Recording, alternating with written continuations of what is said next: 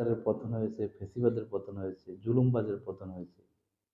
কিন্তু ভেঙে পড়েছে টোটাল শাসন ব্যবস্থা।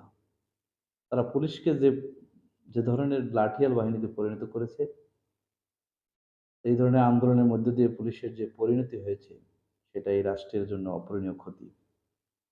আজকে পুলিশকে পুনর্গঠন করতে বেগ পেতে হবে, সময় লাগবে।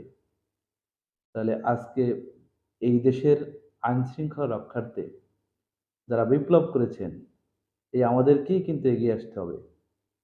আপনি মনে করেন না যে ৫ তারিখে শেখ হাসিনা পালিয়ে গেছে, দেশ বুঝি শান্ত হয়ে গেছে।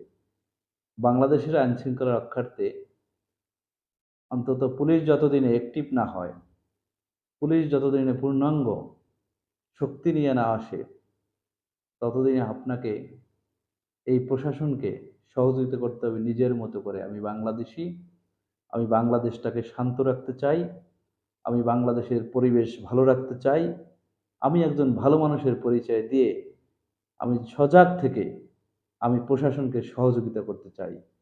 প্রত্যেকটি জনগণকে এই ধরনের মনোভাব নিয়ে এই সমাজ রক্ষার্থে এগিয়ে আসতে হবে। নানামুখী ষড়যন্ত্র চলছে। আপনাকে একটি জিনিস মনে রাখতে হবে, আমরা রোহিঙ্গাদেরকে দেখছি, আমরা দেখতেছি। রোহিঙ্গাদের কিন্তু একটি ভূখণ্ড ছিল।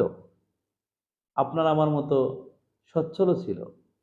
তাদের জমিজমা ছিল, হয়তো কেউ চেয়ারম্যান ছিল। আজকে তার পায়ের নিচে মাটি নেই।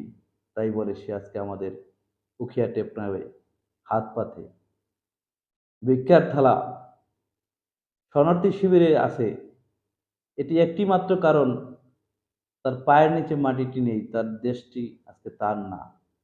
তা আপনি যেভাবেই রাজনীতি করেন, আজকে যদি আপনার এই দেশ ক্ষতিগ্রস্ত হয়, কোনো ষড়যন্ত্রের কবলে এই দেশ যদি অস্থির হয়ে যায়, তাহলে আপনি কিন্তু উদ্বাস্তু হয়ে যাবেন। দেশের স্বার্থে, নিজের স্বার্থে আপনাকে পাড়ায় মহল্লায় সজাগ থাকতে হবে, সচেতন থাকতে হবে। নীতি নৈতিকতার মধ্য দিয়ে আপনাকে পথ চলতে হবে। আমি সমগ্র বাংলাদেশী, বাঙালি, বিএনপি, জামাত, এনটি আওয়ামী লীগ সমস্ত জনসাধারণকে আহ্বান জানাতে চাই। স্বাধীন করেছেন আলহামদুলিল্লাহ, কিন্তু পরবর্তী পরিবেশটাকে শান্ত রাখতে হলে প্রশাসনের পাশাপাশি আপনাকে জাগ্রত থাকতে হবে। আপনি যদি এই প্রশাসনকে সহযোগিতা না করেন, তাহলে এই প্রশাসন কোনোভাবেই সফলতার দিকে যেতে পারবে না।